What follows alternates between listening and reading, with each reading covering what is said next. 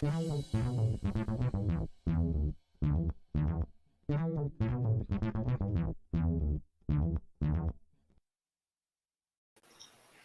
everybody, and welcome to This Week in Indies for September 12th, 2021. We've got a great show ahead for you. We've got a great roundtable discussion and a great indie connection, and crows are chirping in the background. I don't know if you can hear that, but that being said, I'm Joe Compton. Thank you for joining us, and if you were watching on Friday night, you saw part one of our exclusive the recap of Dragon Con through our special correspondents, Miss Venessa Giunta and Rachel Brune, and Katie Solitis and I had a conversation with them, and you're about to see part two, and then we'll be back with the roundtable. So enjoy, everybody.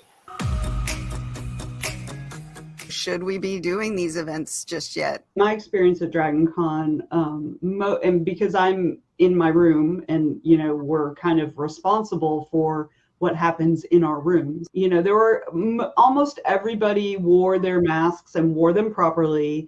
There were a couple nose people, but every time, and of course, I corrected them because that's my room. Y'all gonna do what you're supposed to be doing.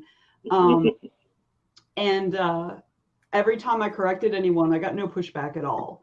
So that was good to me. I noticed that the moderators, the Dragon Con, they moved them to a separate table, and then you had the guest panelists look like they were spaced out pretty well. Was that was part of the plan as well, I would assume? Each track, I think, was a little different.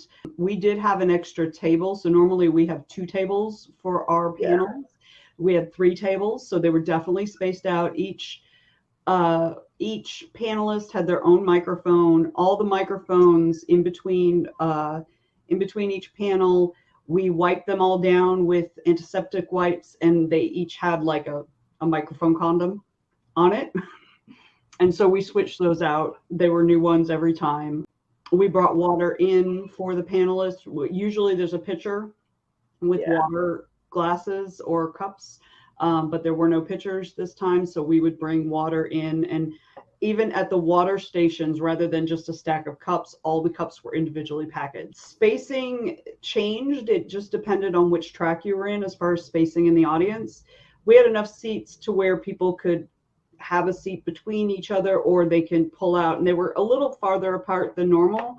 At the beginning of the weekend, we had only maybe half of the seats that we usually do, but when we looked at the other tracks, they had more seats than we did, and we tend to pack some of them out.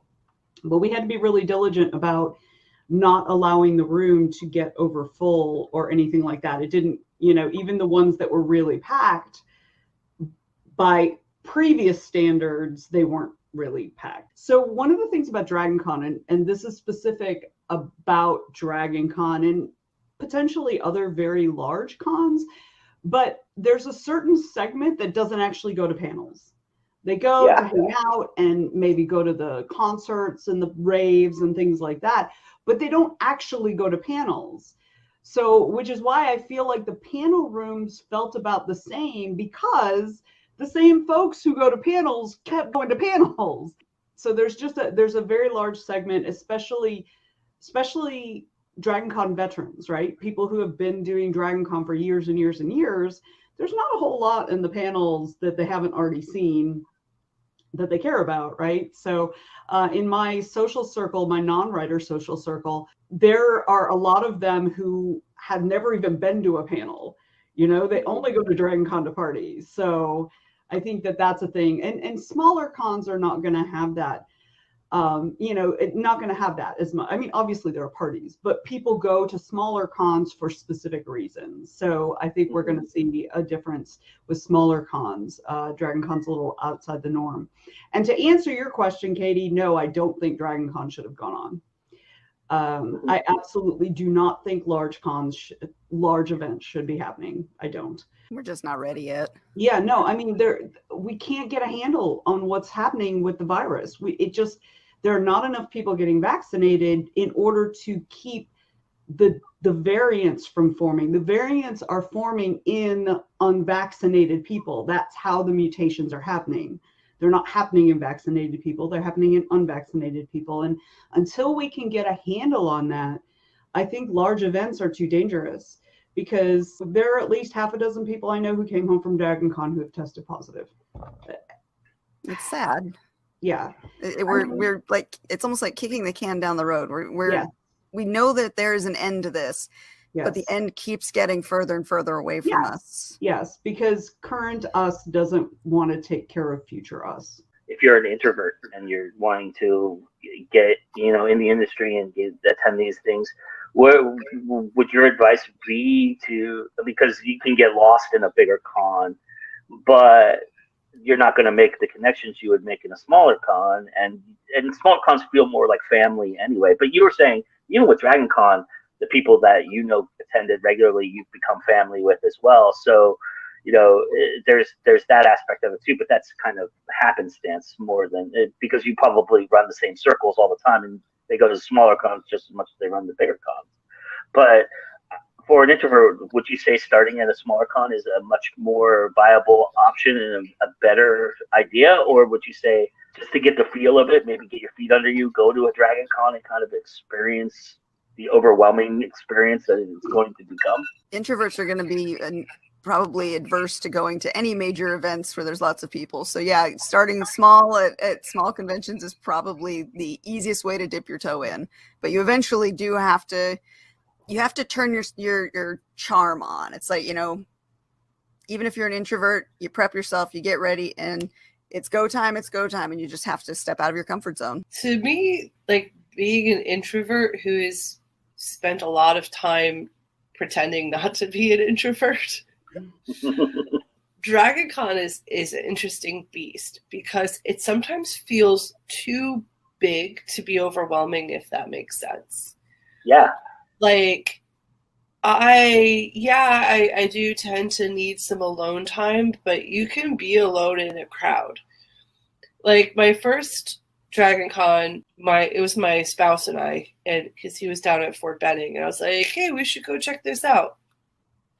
So we drove up from Fort Benning every day, and we didn't really have a hotel to go back to. So I just went to the dealer's room and I bought some books. And when he was at a panel and I needed a break, I'd go sit in the West End and grab a drink or a cup of coffee with my book that I just bought in the dealer's room, and just had like a moment alone, and nobody bothered me. Every once in a while, someone would sit down and be like, oh, what book are you reading? And we'd chat about books, which doesn't make me mad at all. And then, then we'd move on. And like, there wasn't really an obligation to interact. Mm-hmm. So it actually was not as overwhelming. Now, I'm very much a panel goer, and I will go to a concert or two. I'm not like big into the whole, parties and raves. I'm 43, and my body, it's not the years, it's the mileage. So that might have something to do with it. But yeah, I would say even if you're an introvert, Dragon Con has something for you. I mean, half the people in the writer's track. I mean, come on.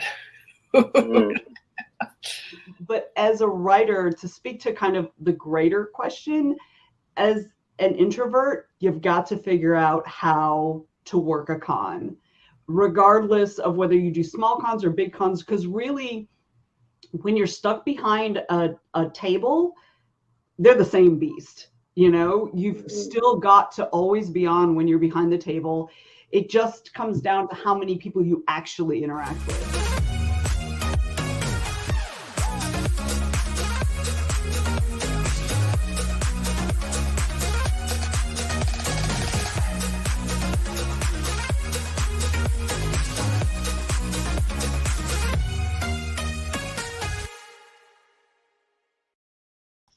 And welcome to the show, everybody. I hope you guys got a lot out of that. If you missed the first part of that conversation, you can go back and watch it on the late night news segment. I'm actually, after the show, I will I'll put the timestamps in there so that you can go right to it. So give me like 5 minutes after this show ends, and then you can go right there and watch just that part if you wanted to. Although we have some really great news. I mean, there's some really great stuff that we talked about at that show. So if you missed the whole show, you might want to watch the whole show, especially if you're an author, because one of the things we're going to talk about, we touched upon one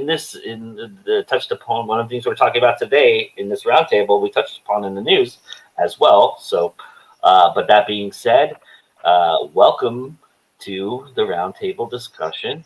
And as you can see, I lost a couple people. This is like Guess Who? You drop one and you get another one.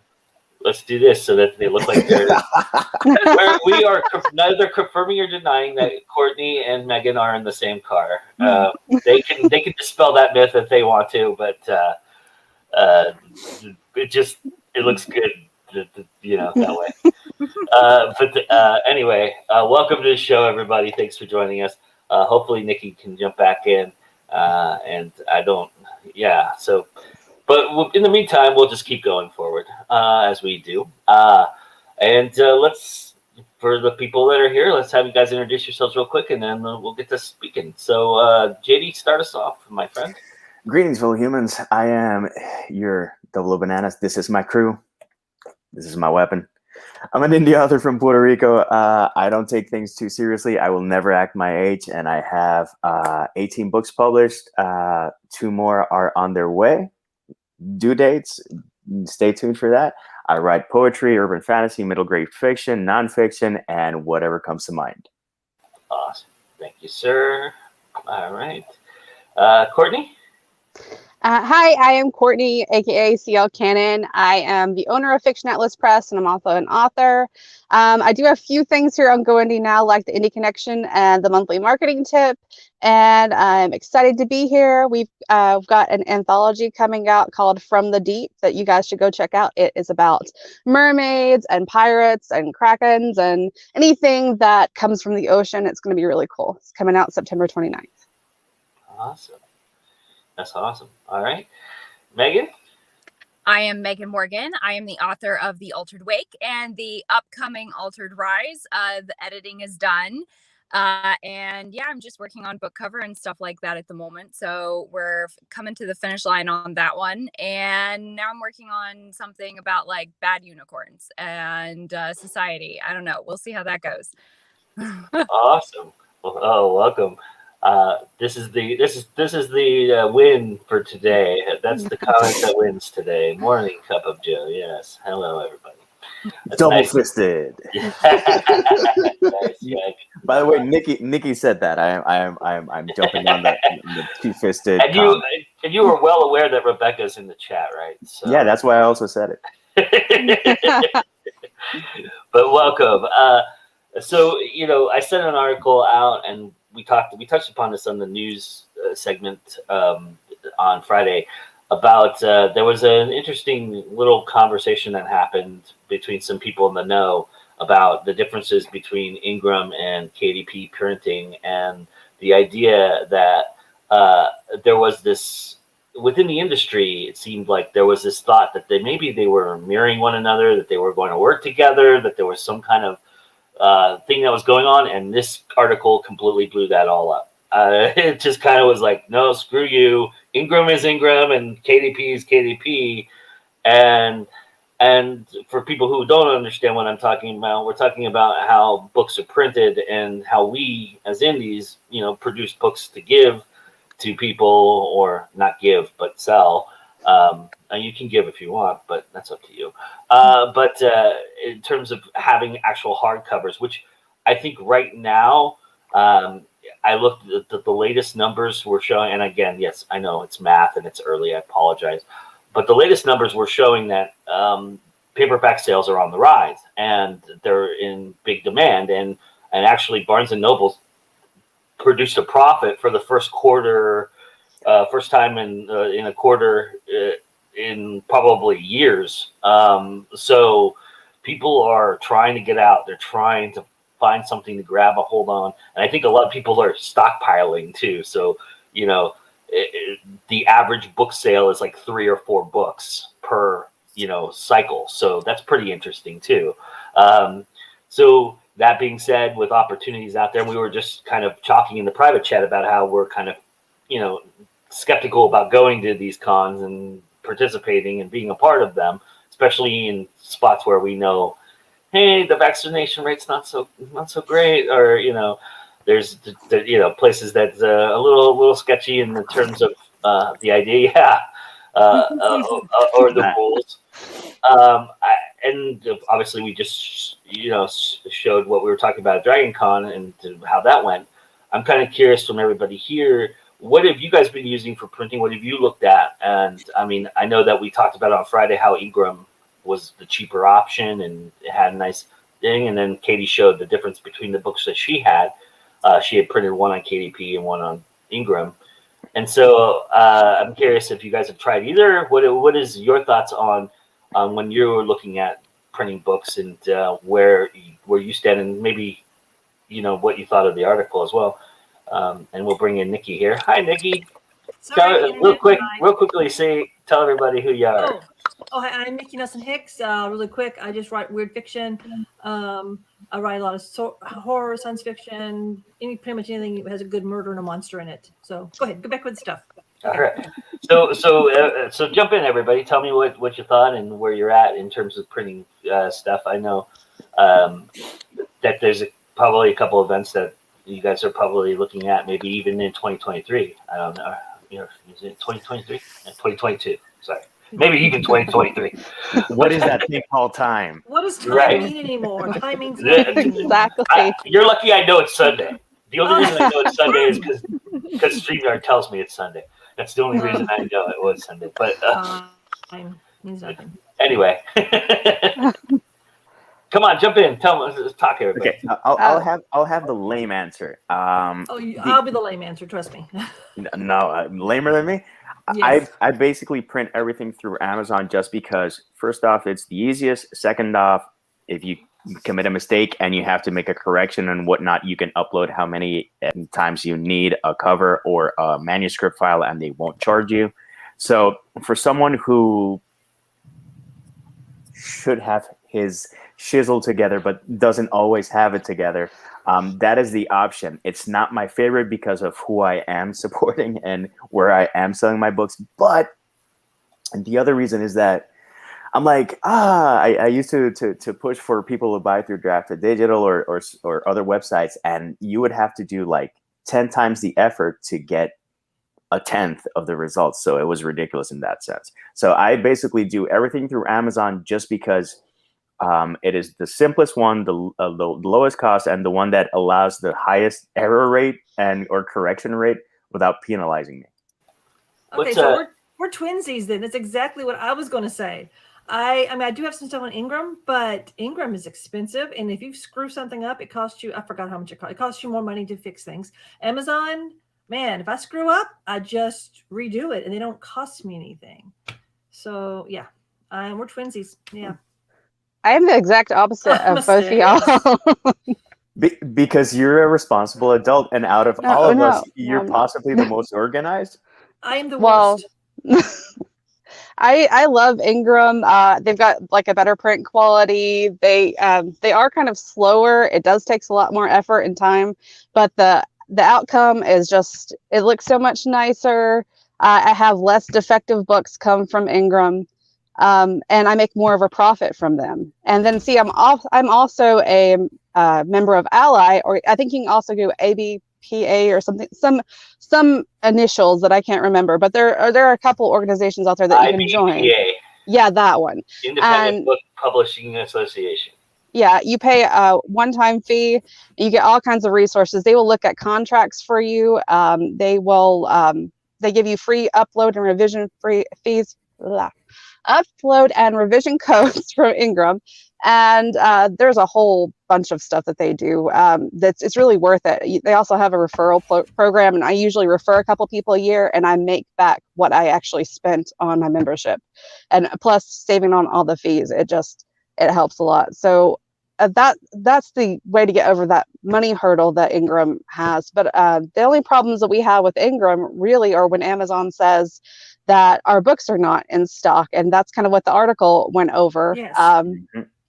I've experienced that before, but basically I try to send people either to a retailer site, because I also upload everything because I'm difficult. I don't trust like different sites, and I don't want anybody dipping into my money. So I kind of upload to every single place, like Barnes & Noble, Ingram, all the ebook places. I do everything individually instead of going through like Draft to Digital or Publish Drive or something. So it's a lot more work, but you get more profit. I don't know if it, after you take all the time to do that, if you actually make more money or not, but in my mind, I make more money. So that's what I do. I want to join that. When I read the article, I was like, again, I'm a baby. I'm stupid. It looks really fascinating. I want to join that. Ally? Yeah, I just joined. Well, I joined like 3 years ago as an author. I was wondering why people were talking over me. Sorry, Oh, sorry, Joe. Because I was muted. No, Your it's my fault. microphone. We My all fault. need that mug or that shirt that says your microphone is muted. Yeah, I was agreeing with the statement. I think everybody should join Ally because there's much more than just the printing aspect of it that Ally does. So, but anyway, I'm sorry. Keep going. I'm not important. Everybody else is. Yes, you are. Come and talk. No, I brought you here all to talk. I don't want to talk. Go talk. Oh my God. No, they're much. Yeah, let Megan talk. You're muted though. Yes, I was muted. So Okay. I was just gonna say I've been really lucky actually. I'm like sort of a hybrid indie author. I have like a publisher who is an independent publisher, and my publisher kind of takes care of all of the like actual printing and all of the like uploading to Amazon and making sure everything is available everywhere. And he went with Ingram, but he also has it available on Amazon. So it like prints with Ingram and then ships through Amazon. And it's this whole process that I don't know how to do, and it would have taken me forever to do it. Like my publisher takes care of that, but it's been nice because I can order copies of my books to sell, and then I also like get the quality of the books is really good. And so yeah, like yeah, I've definitely, you know, enjoyed using them as far as like the quality goes. But then I also, because someone else is kind of taking care of like the tricky techie side of things, I don't have to worry too much about making sure it's also available like everywhere that it needs to be available. I need to get a publisher daddy. I want a publisher daddy. So, I'll make a t-shirt. Go publisherdaddy.com. I want a publisherdaddy.com. Oh my gosh. So, so yeah. Yeah, I'm not in KDP Select. I don't believe in putting all of my stuff in one basket. I kind of spread it all out there so I can make stuff from multiple streams of income and not have to worry about Amazon shutting me down for something that's probably not even my fault, because that's what Amazon likes to do. So Yeah.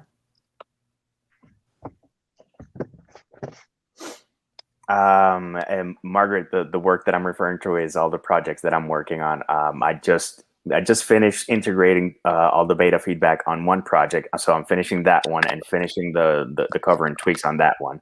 I also finished the second project that I'm sending out to beta readers right now. I'm also working on 3 other projects so that I can tackle those 3 and then tackle the third novel in the Human Cycle series. So because all my brain power is being spent on getting that done, I'm not doing the responsible adult thing, responsible author thing to do, of going wide, promoting that, and again, it's to me, it's maybe a bit of residual effect from the frustration of pushing on Draft to Digital and other platforms and seeing 0 profits there and 0 results there, and then people always going, "Is it on Kindle?" And I'm like, the problem with acquiescing to that and doing what I'm doing, which is not the right thing, is that Amazon continues to abuse its power. And the article that Joe sent us, I'm not sure if you put the link on in the chat, Joe, but it's an interesting read. Amazon says that we can't send your books out because there's problems with the printer, and the printer, i.e. the author and the person and who's working with Ingram, everyone's saying like, we can get this out to you in 48 hours. And they're like, it'll take 4 to 6 weeks. basically because you're not doing it through Amazon. So if you're not doing it through Amazon, they are strong arming you and shafting you in all the ways. The other thing is that they take pre-sales, and another aspect is that they take all the pre-sales, and then when they put the order in, it's like 2 days before the launch date, and obviously it's going to have delays because they're assholes that way.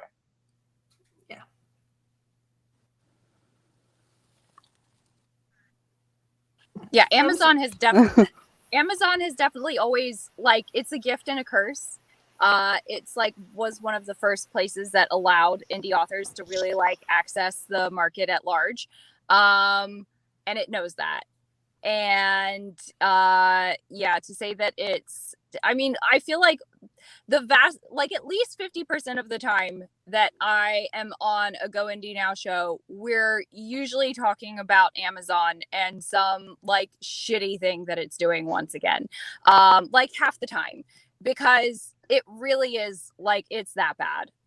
And it's dumb because it's not like Amazon is not making money, and to make money like with shady business practices off of people, who maybe deserve a piece of the marketplace for the work that they put into it. Like, it's very uncool. And it seems like, fortunately, they're dealing with a very creative group of people who are always trying to find ways around it. And that's like sort of the way I like to look at it, is that like, okay, so they're making it harder for us again.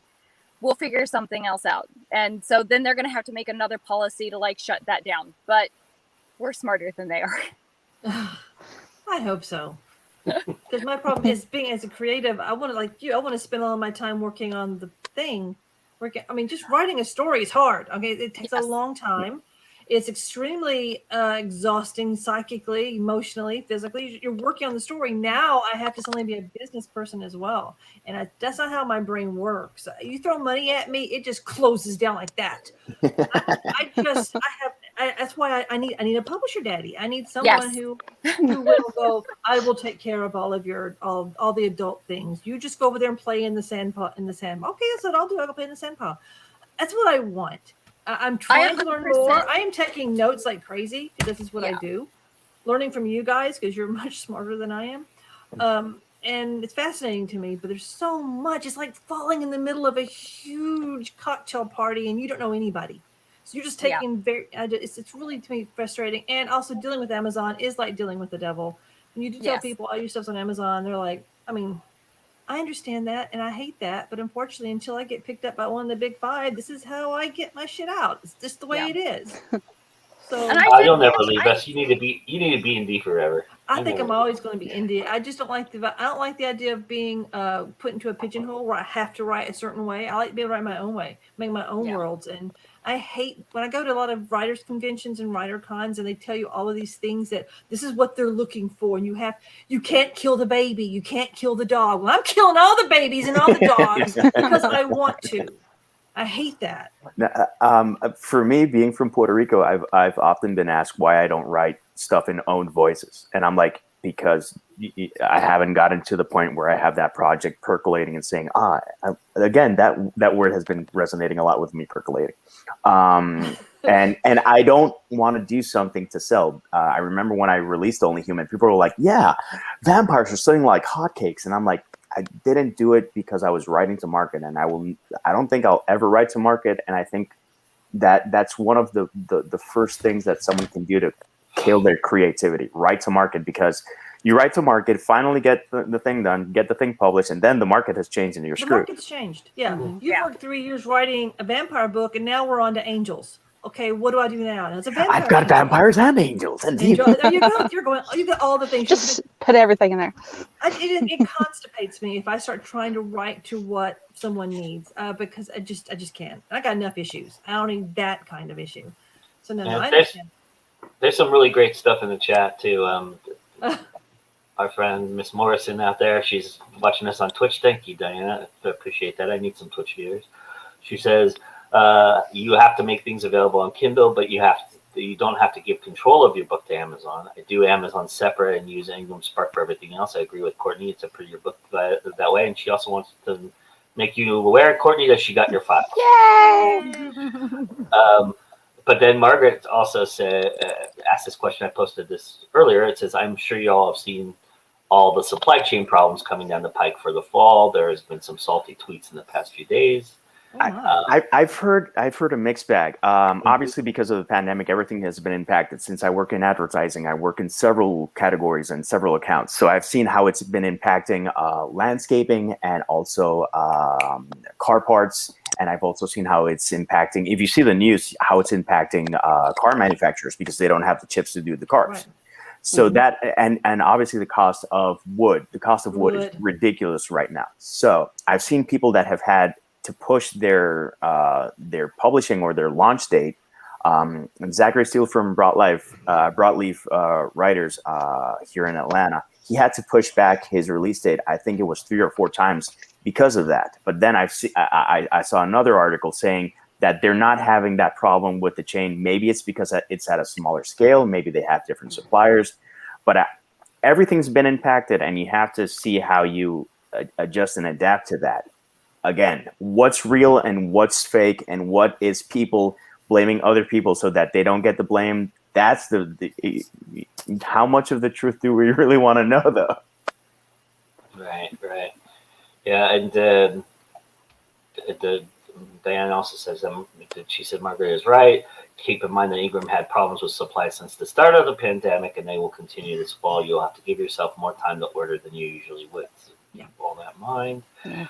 I agree with all that. I think that's just the nature of the beast. We get our textiles and our things from other places, and right now you can't put anything on a ship and send it here. So you can't put it on a plane either. So it's one of those things that you're just gonna have to prepare for a little bit. But I think a lot of us, though, the one good-natured thing about, for at least in my perspective, I got a box in my storage right now of books because I was planning on going to things and it didn't happen, and so there's some stockpile there. But although the books I have are obsolete because I'm reprinting the first book, but that's the way it goes. But that's my problem, not anybody else's. But I think there is that too, and I think people are starting to run out of the stockpile, and that's when it starts to get a log jam. So because I have a stockpile of all the things that I had doing. Okay, I was planning to go to the Southern Festival of Books. We were going to have a booth. We're going to have all the things. I have all the banners I had printed. I had all the swag made. I had all the books published, all the things,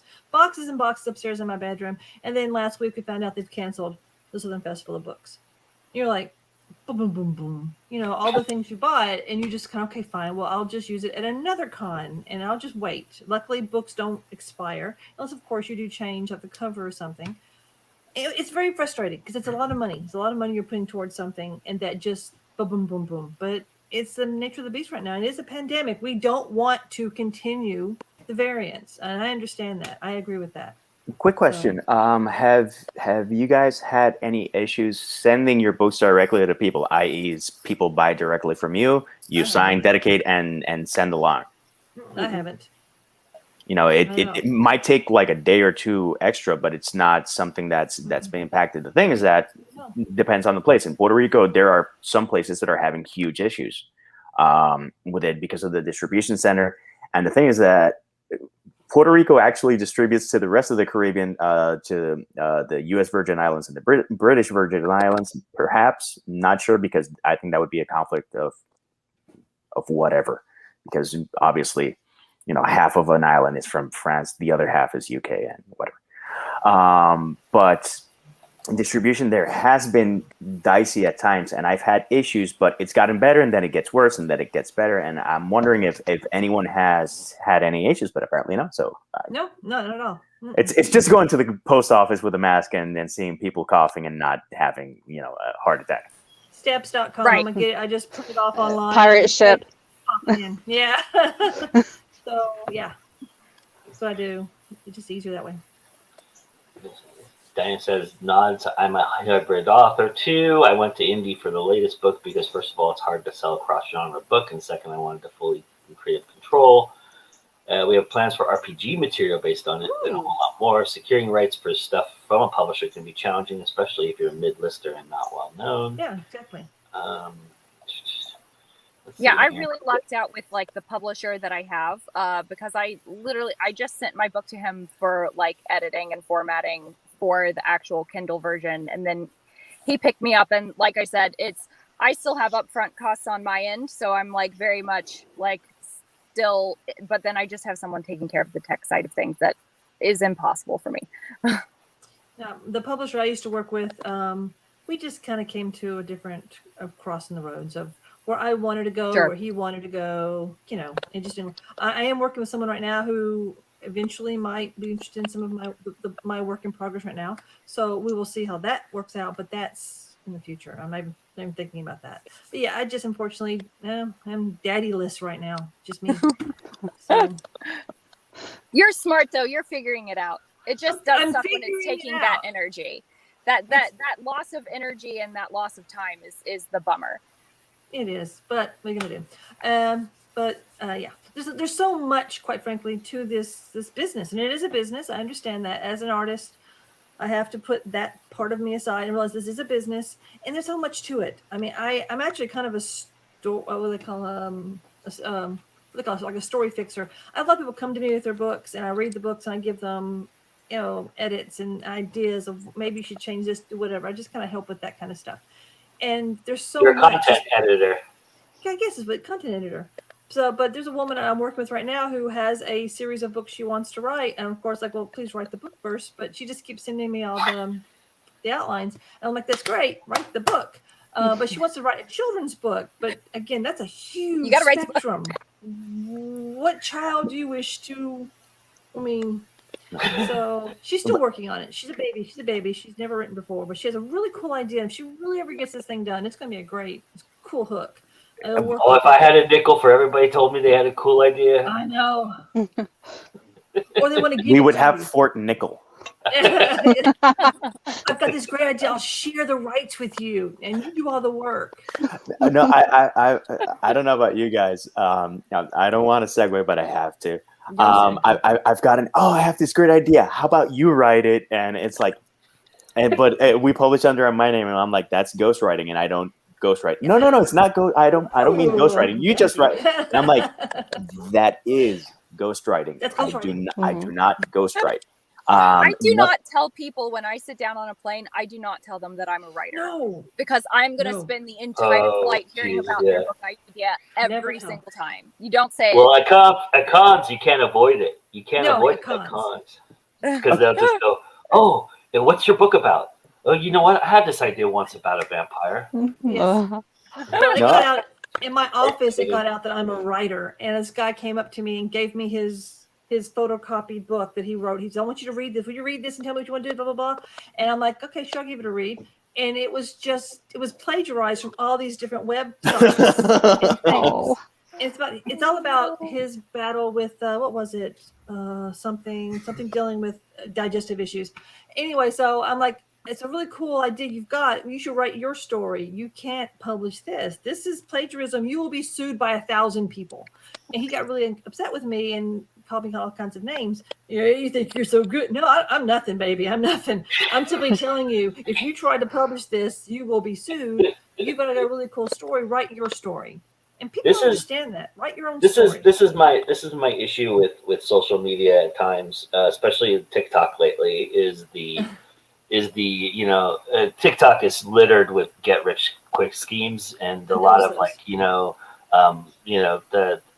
the passive income stuff, and there's some really legitimate stuff out there, and I'm not discrediting any of it or saying that any of it's bad or good or any of that, but I'm just saying there's a lot of it, and oftentimes it involves Amazon and doing crooked things, and Amazon has tried very hard to police, and of course they can't police it all, and they don't try as hard as most people think they do. But that being said, there's a lot of these get rich quick schemes, and I'm just going, Book Talk is good, and there's a lot of good stuff on Book Talk, but there is a lot of, you have to weed through the garbage, and you have to be careful. I mean, people, I get it. People want to be Brandon Sanderson. People want to be Stephen King. I get it. I understand. But, that's a 1 in 1,000 chance. Just be Be just you. be you and enjoy the opportunity that you have. I mean, you know, yeah, there's millions of books out there, and they've been published. A lot of people can publish a lot easier. It's same with film. There's a lot of films out there, and So a many. lot of people, you know, can make a movie. But it's there's something to be said for the passion and wanting to do it for the right reasons, right? So it can be And overwhelming when there's like so much content out there, and I think that like sometimes people get really scared by how big the marketplace is, and I think that's something that like it would really behoove you to learn how to set aside the idea of all the other people who are out there like doing it. You have to pursue like your own way. You have to find your market. You have to be able to, if you want to be a writer, or if you are someone who feels the need to be a writer, because very often we're like people who can't stop it. You have to sort of like accept the fact that it's going to take time, and you have to find a way that you, for your own mental sanity, can continue creating the content that is unique to you. And I think that, you know, it very much requires you being able to put aside in your headspace, like that space for yourself that is where your writing exists, like independent of everyone else. Like, what is it that you are trying to say?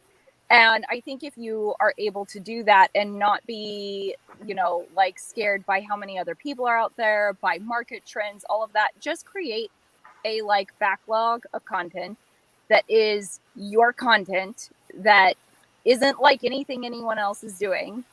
And I think that, you know, over time you're going to find your place and you're going to find success, but you really have to kind of at least when you're writing, shut off, make a wall between you and everything that's happening out there. Because you have to define success. Our culture does not. We don't. That's it right there. We don't shine a really good light on artists. If you don't make money, they don't care. You don't understand this. Sometimes you're going to write a story that is not going to make any money. It's still a good story. I have so many friends who are brilliant writers who have great stuff out there, haven't made a damn dime. But and it makes me so mad because then I'll see, you know, Twilight or something that's bullshit, and you're like, they're making all the monies, and I'm like, why are they making all the monies? Well, they're making all the money because they have a marketing team, they have a publishing team, they have people who can do that kind of stuff, or they have one solid hook. Because honestly, a lot of times it takes one solid hook, one good title, one good cover, one good, or just someone that says something in the correct little group of people, and that catches fire for X or Y reason. If you can get Neil Gaiman to Twitter your name, you will be up there. No, last year when he was gonna give American Gods for free because of the pandemic and whatnot, and he had super issues with it, and it just fell through, and he was like super frustrated. And I was like, I'm a fan of Neil, and I'm like, you know what? I'm a fan of Neil. I'm gonna I've never put my books for free. Here are my books for free, just so you have something to read, you know, during lockdown and whatnot. And I got like 800 downloads. I was like, what is this? Awesome. I'm sure that a lot of people thought that I saw the opportunity, and I was like, I was trying to do a solid, and I'm a fan of the guy. And, you know, if you see my track record and you see my social media, you see that I'm not huge on sales, and I'll do everything for the sale. The art of the sale. I suck at that. I'm good at connecting with people, and people liking me or being interested enough in my shenanigans to say, let me check out this guy's book. And fortunately, people, you know, from being the cookie guy with a banana, or toasting to my mom, or doing a post on tea and stuff, people have checked out a book, and a lot of people enjoy it. But Neil retweeted that, and that's why it blew up. And I was like, holy shit. Oh, if you can get someone, because I give away a lot. I do. There was actually, when I started doing my inventory for the Festival of Books, that's when I realized, holy crap, why do I only have like 2 Jakes left? Where are all my Jakes? That's because I've been giving them away. People ask me if they want a book, and I'll just, oh yeah, sure, here, take a Jake. Well, how much? Don't worry about it, take a Jake. And then I had no Jakes, and I had to go buy all the Jakes. So yeah, I'm very bad about giving stuff away. It's just something I got to work on. Anyway, yes. The thing about it too, like that's fleeting, right, JD? I mean, how many people stuck around after that retweet? Right? A lot of people downloaded. I got a bunch of 1-star and 2-star ratings. Not even a review. People didn't have the audacity. It's like if you're gonna bash me, come on. Oh, I buy the bloody thing for you bash me. No. It's like I got a DNF at 6%, and I'm like, come on, give me 10% at least before you DNF me. I'm not asking for much. But I did notice a lot of 1-star and 2-star ratings, and trying to think of why that was. A lot of people might have thought that I was trying to, people react that way, and they're very emotional. They're like, oh, look at this dick trying to get blah blah blah blah blah. And a lot of people have those reactions, and for several reasons. So, I took it what it was, and what has maintained or what has increased it's other stuff. That was extremely fleeting, extremely flattering that Neil thought it prudent enough to retweet me. But again, how many readers did I get from that? I got, I think I got maybe 1 or 2 readers that have stuck around and have read something else. Hey, nice. Rebecca wants to also point out that you do visual typos. I also want to point out you do the socks to me too. So Yes. Socks. Oh, cute. By the way, I also support a lot of independent creators. This is by an artist from Colombia who I worked with. His name is Freddie. He's a wonderful painter and a wonderful artist and a wonderful friend. And this shirt is from Gente del Encanto, which is a podcast from people from Puerto Rico. And this is from Go Indie Now. And also people see that I do all this stuff, and I don't do it because I want something, in exchange for it. And they go like, let's give this guy a break. That's nice. Good. Then I don't have to put the check in the mail. Okay. This is from a guy from my high school, from my brother's class, and I will be trying. I will probably be. By the way, it's a tie between avocado and chipotle plum. I think I'm gonna do like a mini hot ones and just field questions on a live so that you can see my reaction. I tried another one of the hot sauces and it was pretty good actually. Sorry to plug all these products though. That's all right. Hey, if you need an interviewer, I can come up with some really. I know you pretty well. I can come up with some deep questions. I'm no Sean, but I'll give it a shot. But, dude, it's not salad dressing. It's hot sauce. Come on, the chat we had here when he visited, that was awesome. Hot sauce. Yeah. Rebecca, I wanted to mention this too. She says, I have a trick for. I have a great. So I've been telling this woman that I'm working with, just write the book, and then we'll worry about it. Yeah, I mean that's the first part of all this, right? It's get this crap out of my head, Yeah, and your first draft. Stop talking to me. I just want to go and put it on the page, right? And you must need to carry around a notebook. Pass out notebooks to these people, like Carrie. And just understand your first draft is not going to be the story. The first draft is where you're starting to find the story. Your first draft is not the end product. Oh my God. It's like, great, you finished your first draft, great. Now write it again. Well done. So that is not a bad idea though, Megan. I love that idea. I'm gonna steal that at the next time I have a table. I'm gonna have a ton of like Go Indie Now notebooks and just go to the dollar store, buy and pens, notebooks, throw them at people. Yeah, that's a great idea. That's a great idea. Yeah. I hope you don't mind me stealing it.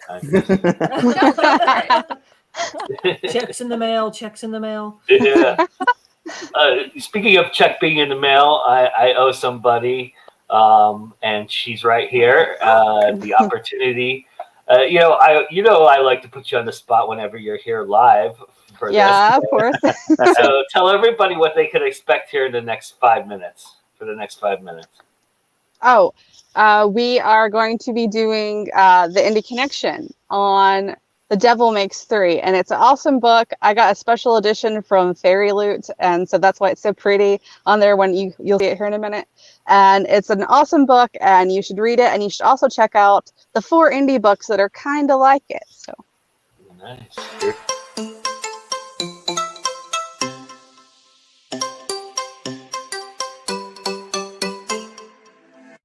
Hey guys, COKN here from Fiction Atlas Press, bring you another Indie Connection. Today I'm going to be telling you about some indie books that you might enjoy if you're a fan of The Devil Makes Three by Tori Balvolino. The first book I have for you is called Strange Gods by Allison Kimball.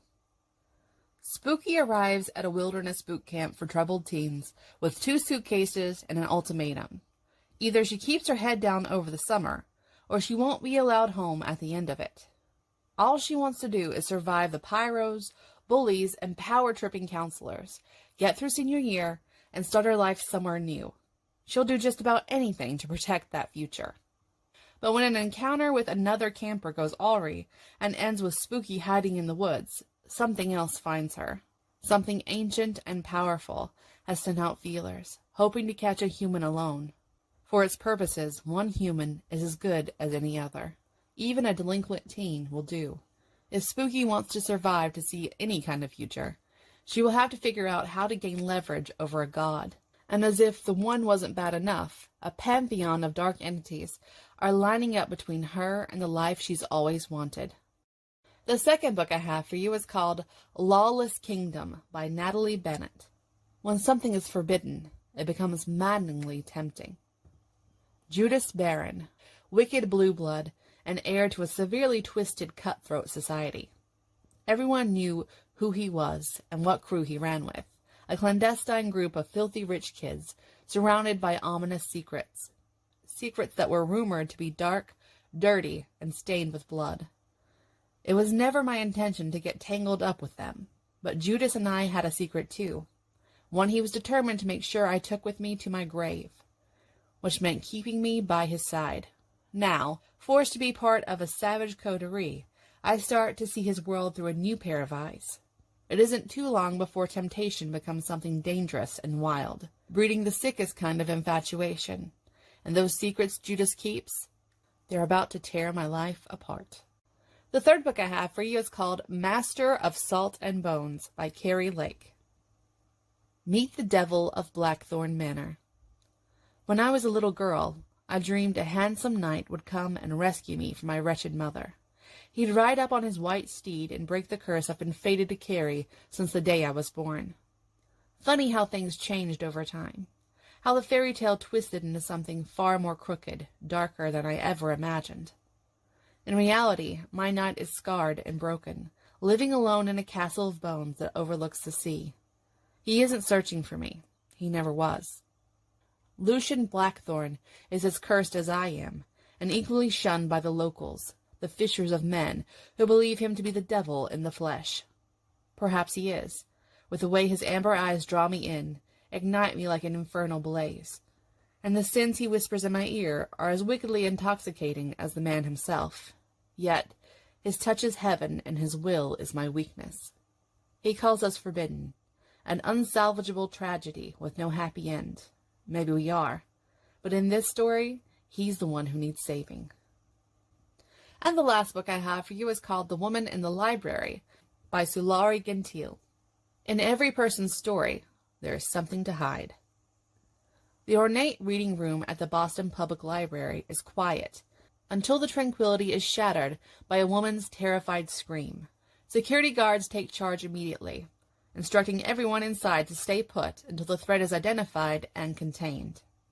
While they wait for the all-clear, 4 strangers, who'd happened to sit at the same table, pass the time in conversation, and friendships are struck. Each has his or her own reasons for being in the reading room that morning. It just happens that one is a murderer. Okay, that's all for me this week. I'll see you next week on Indie Connection. Bye.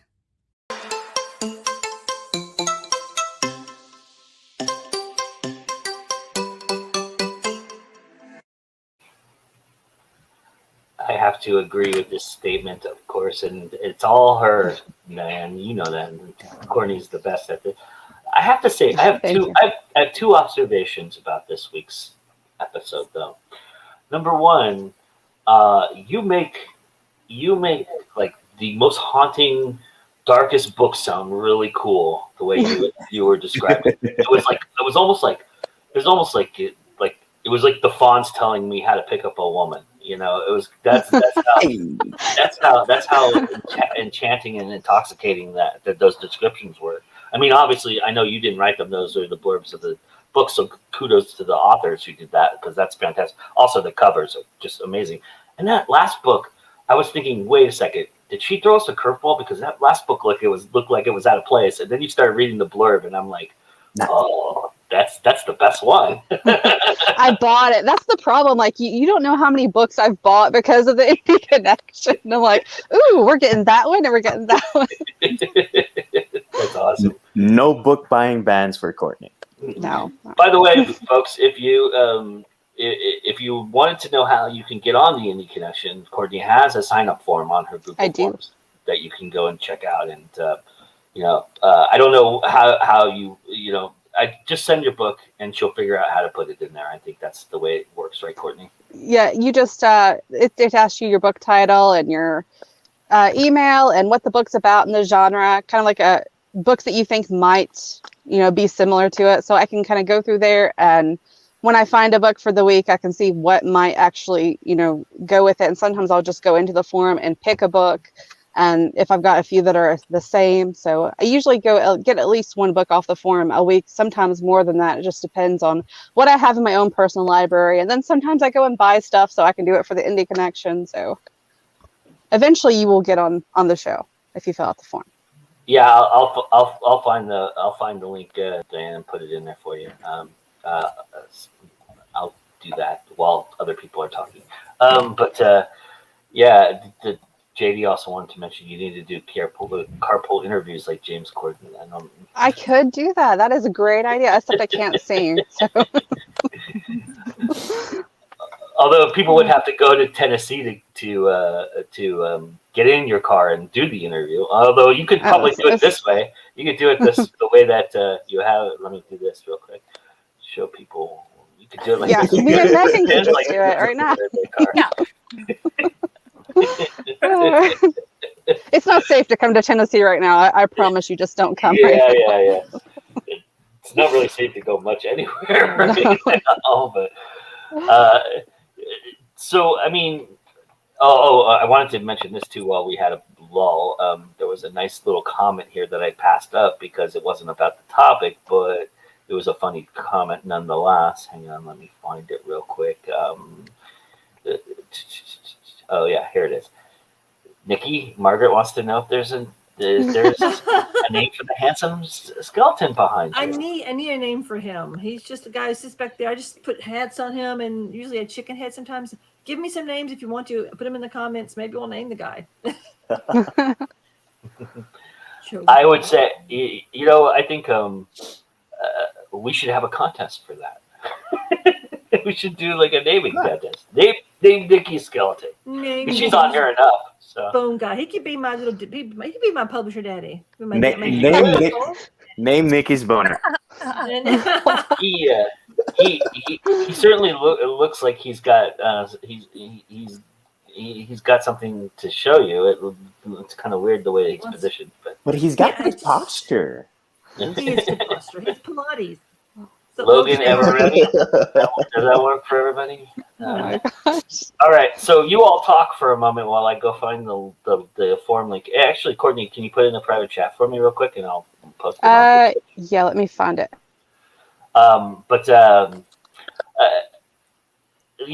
So we explore this a lot, oftentimes talking about when we're ready to go, and it seems like we kind of had like this false alarm as Katie mentioned in the video. We're kind of kicking the can a little bit. Every time we get closer, it seems like we kick it further away.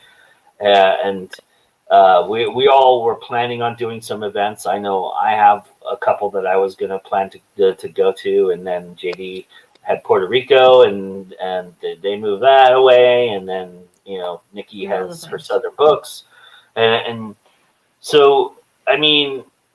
Maybe with the issue that we were talking about earlier with the supply issue, did the article at all kind of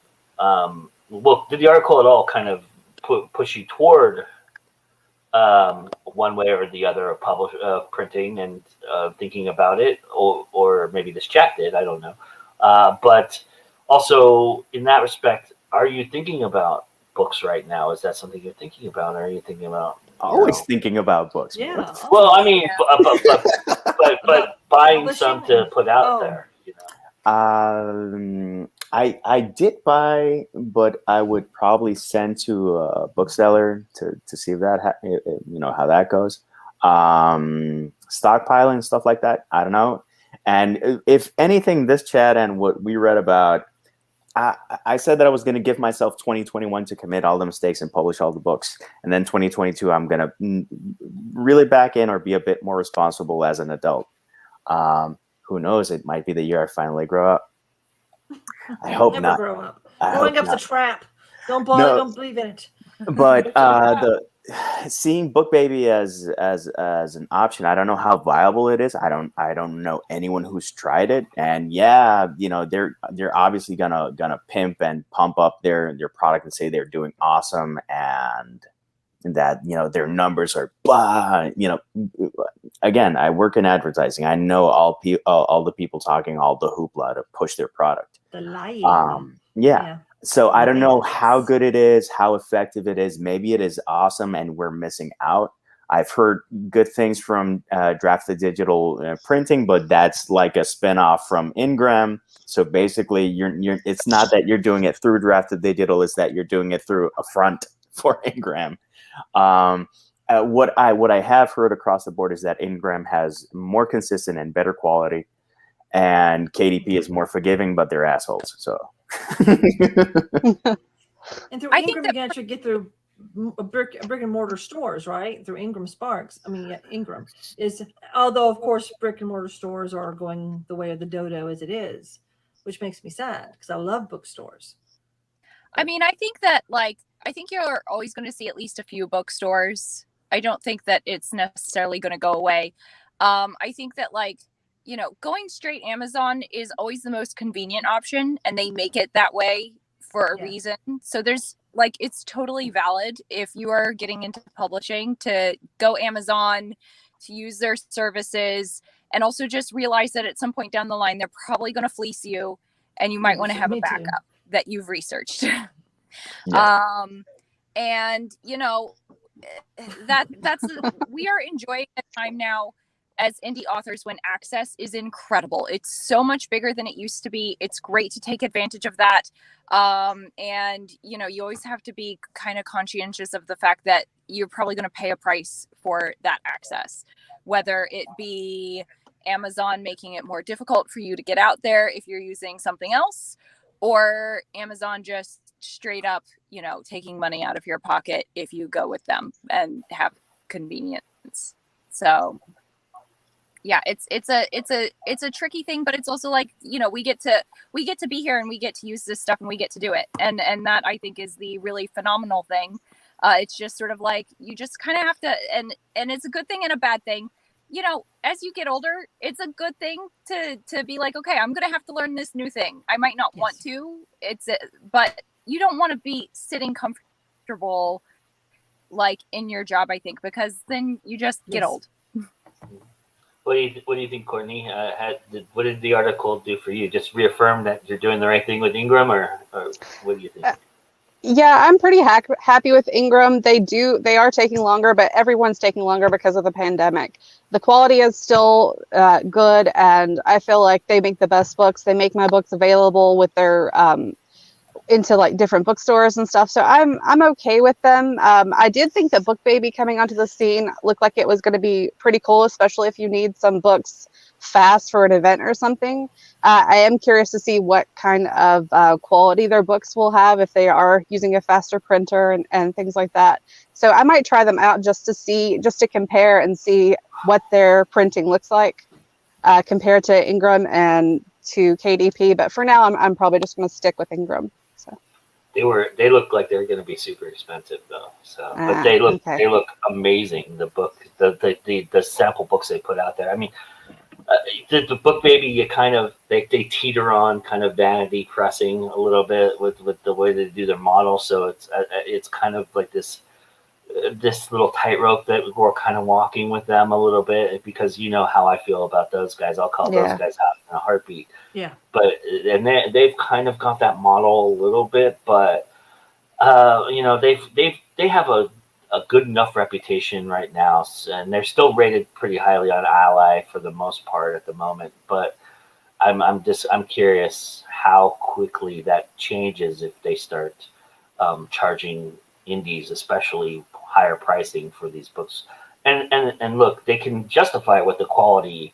I mean, for people that don't know, Book Baby bought this incredible giant printing press that is the top of the line, state of the art, bad boy, and it's going to spit things out at a alarmingly fast rate. I mean, it's crazy the think about it, but it's expensive now. I'm just curious how it's going to change if people start using it. So, but I have a question for Mr. JD Estrada. How'd you get that little ampersand above your U? I don't know how to do that. That is option Magic. U and the letter that you want to write. Okay, all right. I'll have to If you're using a Mac, if you're using no.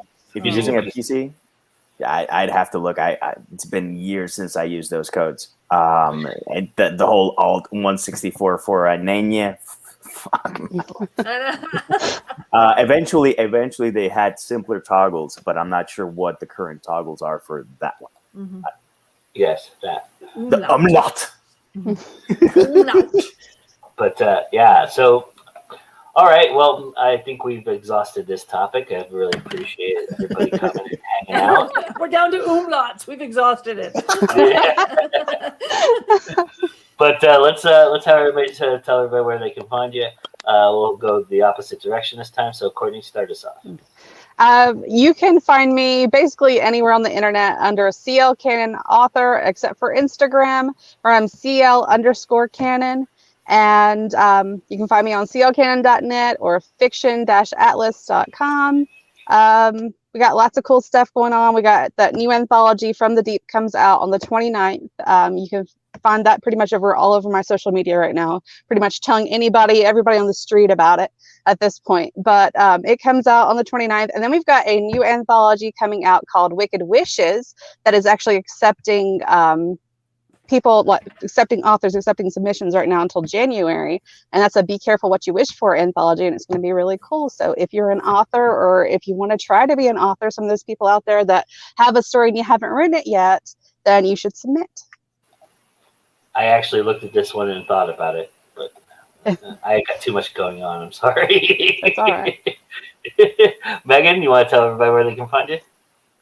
Uh-oh, she's frozen. I think she's frozen. No. No. Megan's links are in the description, everybody, so you can go check her out there. But all right, Nikki, you want to tell everybody where they can find you? Nikki Nelson Hicks. You can find me of course, on the great evil Amazon. All my stuff's on Amazon. You can find my book, my website's there at nhnbooks.com. I'm on Facebook and Twitter. Just look for Nikki Nelson Hicks. That's pretty much where I'm at everywhere. I haven't got anything new out. I'm working on my work in progress, which may take me a while because it's probably one of the truest stories I've ever told. So it's kind of cathartic, and so I'm having a good time with it, but it's quite painful, so it might take a little while to get it out. All right, JD, you want to tell everybody where they can find you? Look for JD Estrada Writer. You can look for me on Twitter, on Instagram, on the YouTubes, on Facebook. I do have a blog. It's jdestradawriter.blogspot.com. In terms of books, this is what's been published this year. This is if you like stuff that's kind of wicked, kind of awful, and this would make a good addition for the Addams Family library collection. One reviewer said that that's what Morticia would read for the kids, and if you're feeling down and out of luck or something and need a pick-me-up, this is a hug in a book. Expect also the full English version of 2020 coming soon. Also expect the second volume of my Daydreams on the Sherbet Shore a bit further down in the year. The all-Spanish version of 2020 is also coming, and I'm not going to stop because I am allowing myself to be an irresponsible adult for this year. Good. I concur on the review of Rhymes. I reviewed it on my blog if you wanted to check that out and take a look at that.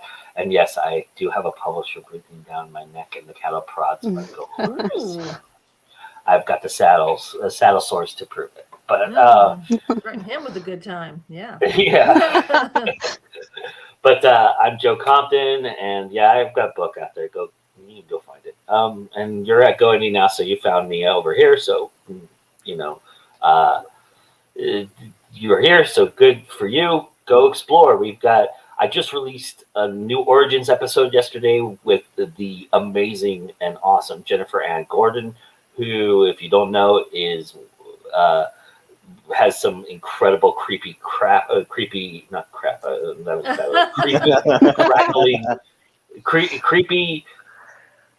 really terrifying stuff out there. I was trying to say like crackle, but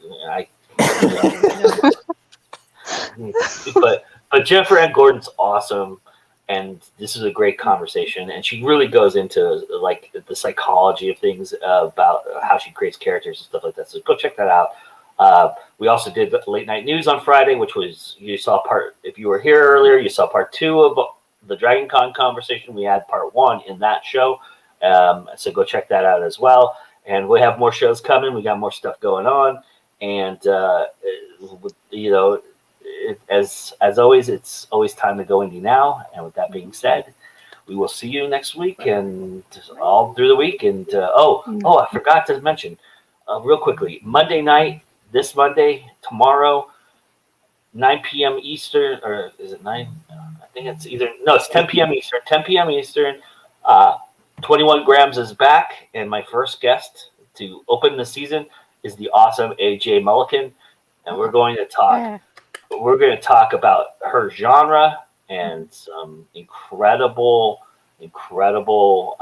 characters that she creates. So it's going to be an awesome conversation. If you want to be there live, you can contribute questions to the show. If you don't know what the show is about, it's basically I'm going to ask 21 questions, and that's basically the concept of the show. Cool. So enjoy that. That's going to be an awesome show, so come and check us out live tomorrow night. That being said, it is always time to go indie now, as I've been just proving right now at this very moment. Bye. Bye. Bye.